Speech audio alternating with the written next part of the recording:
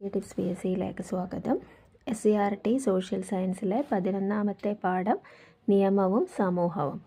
അതിൽ നമുക്ക് ആവശ്യമുള്ള ആദ്യത്തെ ഫാക്റ്റ് രാഷ്ട്രം. ഒരു നിശ്ചിത ഭൂപ്രദേശത്ത് ഭരണകൂടത്തിൻ്റെ കീഴിൽ ജീവിക്കുന്ന സംഘടിതമായ സമൂഹത്തെയാണ് രാഷ്ട്രം എന്നതുകൊണ്ട് അർത്ഥമാക്കുന്നത്. ജനസംഖ്യ, ഭൂപ്രദേശം, ഗവൺമെൻറ്, പരമാധികാരം എന്നിവയാണ് രാഷ്ട്രത്തിൻ്റെ ഘടകങ്ങൾ. ഒരു നിശ്ചിത ഭൂപ്രദേശത്ത് ഭരണകൂടത്തിൻ്റെ കീഴിൽ ജീവിക്കുന്ന സംഘടിതമായ സമൂഹത്തെയാണ് രാഷ്ട്രം എന്ന് പറയുന്നത്.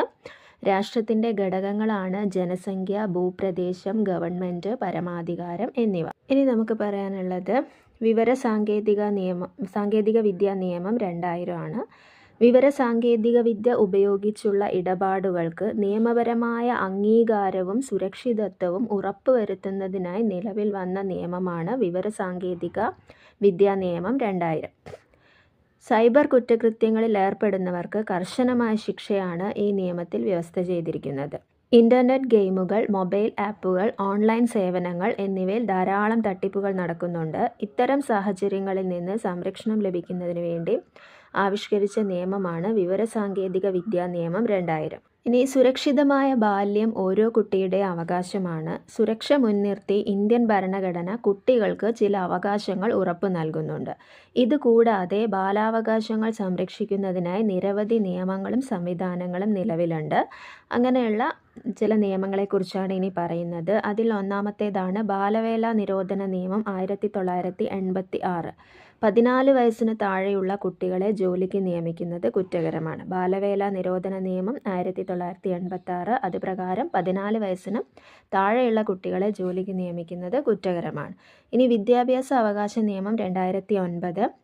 6 മുതൽ 14 വയസ്സ് വരെയുള്ള കുട്ടികൾക്ക് സൗജന്യവും നിർബന്ധിതവുമായ പ്രാഥമിക വിദ്യാഭ്യാസം ഉറപ്പു നൽകുന്ന നിയമമാണ് വിദ്യാഭ്യാസ അവകാശ നിയമം 2009. ബാലാവകാശ സംരക്ഷണ കമ്മീഷൻ. കുട്ടികളുടെ അവകാശങ്ങൾ സംരക്ഷിക്കാൻ വേണ്ടി ദേശീയ തലത്തിൽ ദേശീയ ബാലാവകാശ കമ്മീഷനും സംസ്ഥാന തലത്തിൽ സംസ്ഥാന ബാലാവകാശ കമ്മീഷനും പ്രവർത്തിക്കുന്നുണ്ട്. ഇപ്പോൾ കുട്ടികളുടെ അവകാശങ്ങൾ സംരക്ഷിക്കാൻ വേണ്ടിയിട്ടുള്ളതാണ് ബാലാവകാശ കമ്മീഷൻ. ദേശീയ തലത്തിൽ ദേശീയ ബാലാവകാശ കമ്മീഷനും സംസ്ഥാന തലത്തിൽ സംസ്ഥാന ബാലാവകാശ കമ്മീഷനും പ്രവർത്തിക്കുന്നുണ്ട്. ബാലാവകാശ കമ്മീഷനുമായി ബന്ധപ്പെട്ടുള്ള എക്സ്ട്രാ പോയിന്റ്: നിലവിലെ ദേശീയ ബാലാവകാശ കമ്മീഷൻ ചെയർമാൻ ശ്രീ വലേറ്റി പ്രേംചന്ദാണ്. സംസ്ഥാന ബാലാവകാശ സംരക്ഷണ commission chairman Shri KV Manoj കുമാറാണ്. ബാലനീതി നിയമം 2015. സുരക്ഷിത ബാല്യം ഉറപ്പുവരുത്തുന്നതിനായി 2015 നിലവിൽ വന്ന നിയമമാണ് ബാലനീതി നിയമം. കുട്ടികളെ ഉപദ്രവിക്കുക, അവഗണിക്കുക, ഭിക്ഷാടനത്തിന് ഉപയോഗിക്കുക, അടിമവേല ചെയ്യിക്കുക, ലഹരി വസ്തുക്കൾ നൽകുക, അതിൻ്റെ വിൽപ്പനയ്ക്കായി കുട്ടികളെ ഉപയോഗിക്കുക തുടങ്ങിയവ ഈ നിയമമനുസരിച്ച് ശിക്ഷാർഹമാണ്. ഇത്തരം അവകാശ ലംഘനങ്ങൾ ഉണ്ടായാൽ സംസ്ഥാന ബാലാവകാശ സംരക്ഷണ കമ്മീഷനെ സമീപിക്കാവുന്നതാണ്. നവംബർ 20 ലോക ബാലാവകാശ സംരക്ഷണ ദിനമാണ്. ജൂൺ 12 ബാലവേല വിരുദ്ധ ദിനമാണ്.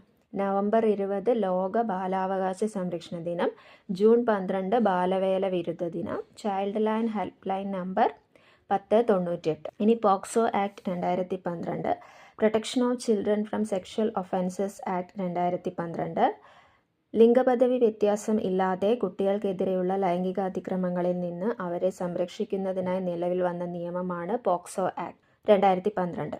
അന്താരാഷ്ട്ര തലത്തിൽ 1989 നിലവിൽ വന്ന കുട്ടികളുടെ അവകാശ ഉടമ്പടിയെ അംഗീകരിച്ചുകൊണ്ടാണ് ഇന്ത്യ ഗവൺമെൻറ് ഈ നിയമം നടപ്പിലാക്കിയിട്ടുള്ളത്.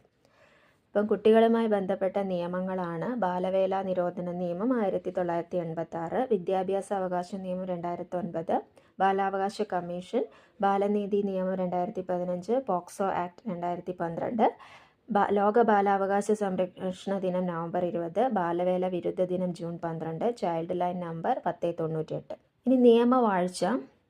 നിയമത്തിന് മുന്നിൽ എല്ലാ പൗരരും തുല്യരാണ്. നിയമം ഉറപ്പാക്കുന്ന തുല്യ സംരക്ഷണം അനുഭവിച്ച് അവയ്ക്ക് വിധേയപ്പെട്ട് ജീവിക്കുന്ന സാഹചര്യമാണ് നിയമവാഴ്ച. തർക്ക പരിഹാര സംവിധാനങ്ങൾ. അതായത് സമൂഹത്തിൽ തർക്കങ്ങളും കലഹങ്ങളും ഉണ്ടാകുമ്പോൾ നിയമവാഴ്ച ഉറപ്പുവരുത്താനും അവയ്ക്ക് പരിഹാരം കാണാനുമാണ് വിവിധ തരത്തിലുള്ള തർക്ക പരിഹാര സംവിധാനങ്ങളുള്ളത്. ക്രമസമാധാന പാലനമാണ് പോലീസിൻ്റെ ചുമതല. തർക്കങ്ങൾ പരിഹരിക്കുന്നതിനും ശിക്ഷ വിധിക്കുന്നതിനുമുള്ള അധികാരം കോടതികൾക്കാണ്. ഇപ്പോൾ കോടതികൾ സുപ്രീം കോടതി, ഹൈക്കോടതി, അതേപോലെ ജില്ലാ കോടതി, കീഴ്ക്കോടതികൾ. ഇതാണ് കോടതിയുടെ ഒരു ഘടന. സുപ്രീം കോടതി ഇന്ത്യയുടെ പരമോന്നത കോടതിയാണ്. ന്യൂഡൽഹിയിലാണ് സുപ്രീം കോടതി സ്ഥിതി ചെയ്യുന്നത്. കേരള ഹൈക്കോടതി സംസ്ഥാനത്തെ ഏറ്റവും ഉയർന്ന കോടതി എറണാകുളത്താണ് ആസ്ഥാനം. ഏറ്റവും മുകളിലുള്ള സുപ്രീം കോടതി, പിന്നെ ഹൈക്കോടതികൾ ഉണ്ടാവും, പിന്നെ ജില്ലാ കോടതികൾ, കീഴ്ക്കോടതികൾ. നിയമത്തിൻ്റെ പരമാധികാരം ഉറപ്പുവരുത്തുക എന്നതാണ് കോടതികളുടെ മുഖ്യ ചുമതല. നിയമങ്ങൾ പാലിക്കുന്നതുകൊണ്ടാണ് നമുക്ക് സാമൂഹ്യ ജീവിതം സാധ്യമാകുന്നത്. ഇത് തിരിച്ചറിഞ്ഞ് പ്രവർത്തിക്കേണ്ടത് നാം ഓരോരുത്തരുടെയും കടമയാണ്.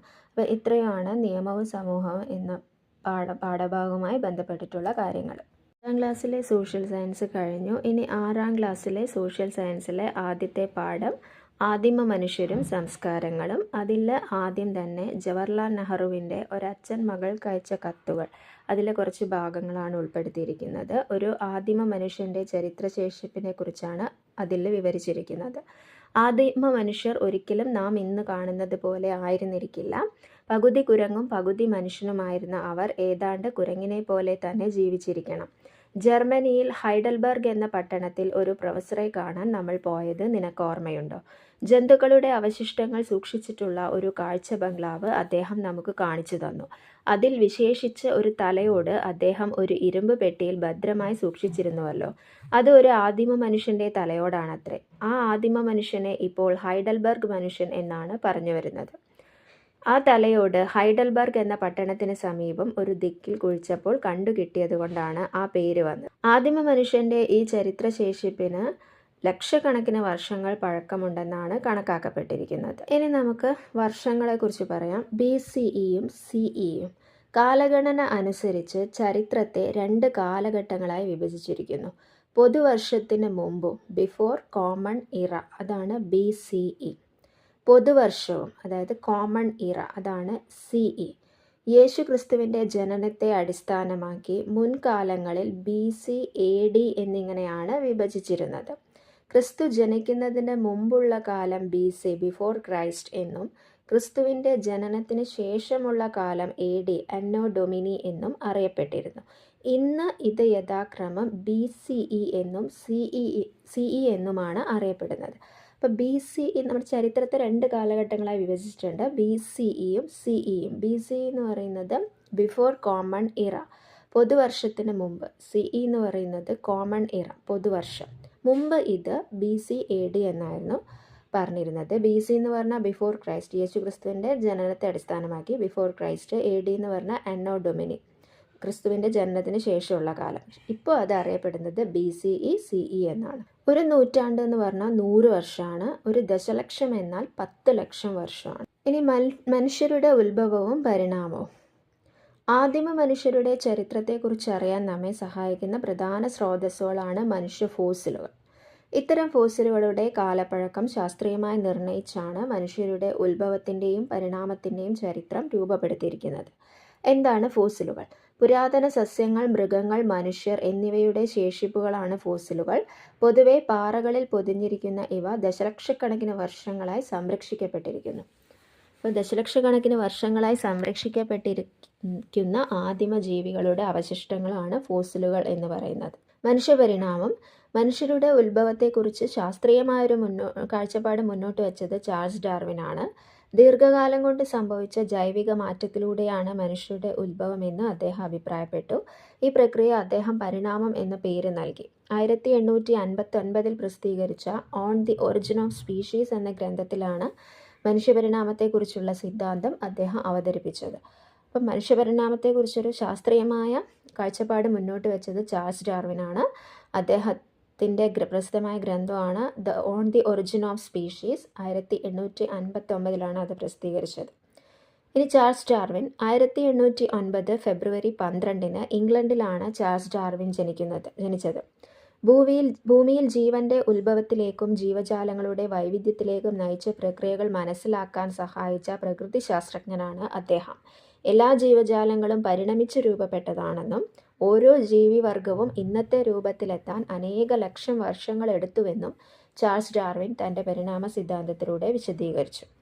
1809 ഫെബ്രുവരി 12 ഇംഗ്ലണ്ടിലാണ് ചാൾസ് ഡാർവിൻ്റെ ജനനം. ഇനി മനുഷ്യരുടെ പൂർവികർ. ആദിമ മനുഷ്യർ രൂപം കൊണ്ടത് ദശലക്ഷക്കണക്കിന് വർഷങ്ങൾ മുമ്പാണ്.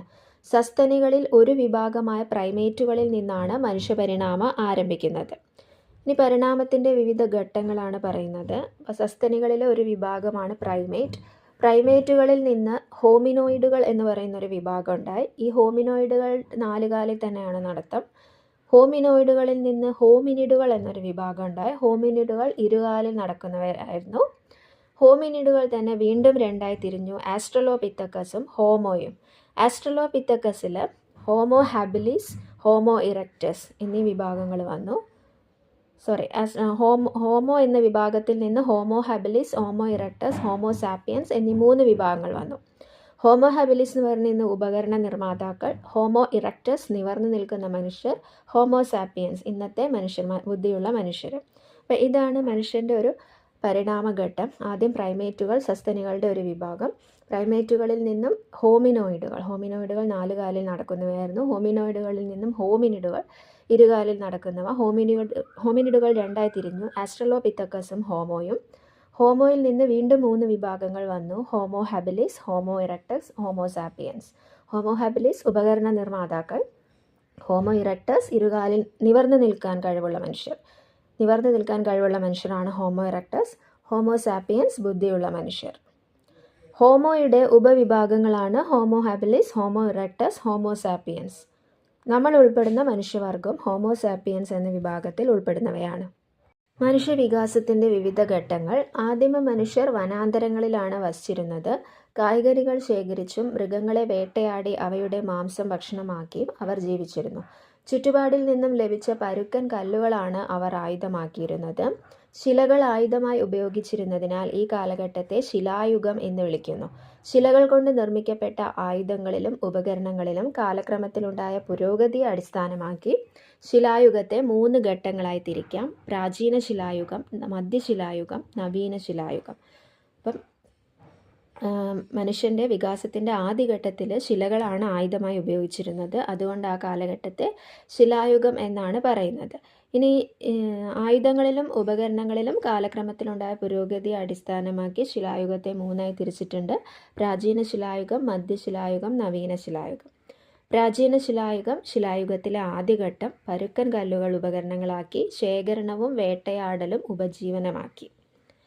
മധ്യശിലായുഗം സൂക്ഷ്മശിലാ ഉപകരണങ്ങൾ ഉപയോഗിച്ചു ഭക്ഷ്യയോഗ്യമായ പുല്ലിനങ്ങളും മത്സ്യവും ഭക്ഷണമാക്കി മൃഗത്തോലും മരത്തോലും ഇലകളും വസ്ത്രങ്ങളാക്കി.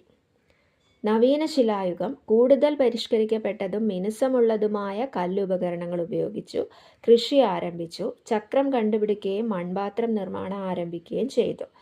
ഭിംബേട്ക ശിലായുഗ മനുഷ്യർ അധിവസിച്ചിരുന്ന ഇന്ത്യയിലെ ഒരു പ്രധാന ഗുഹാകേന്ദ്രമാണ് മധ്യപ്രദേശിലെ ഭിംബേട്ക. പ്രാചീന മനുഷ്യരുടെ വിവിധ ജീവിത രീതികളെക്കുറിച്ച് ഇവിടുത്തെ ഗുഹാചിത്രങ്ങൾ നമ്മോട് പറയുന്നു. അവരുടെ ആശയവിനിമയത്തിൻ്റെ തെളിവുകൾ കൂടിയാണ് ഈ ഗുഹാചിത്രം. പ്രാചീന ശിലായുഗ കേന്ദ്രങ്ങളിൽ ഒന്നാണ് മധ്യപ്രദേശിലെ ഭിംബേട്ക.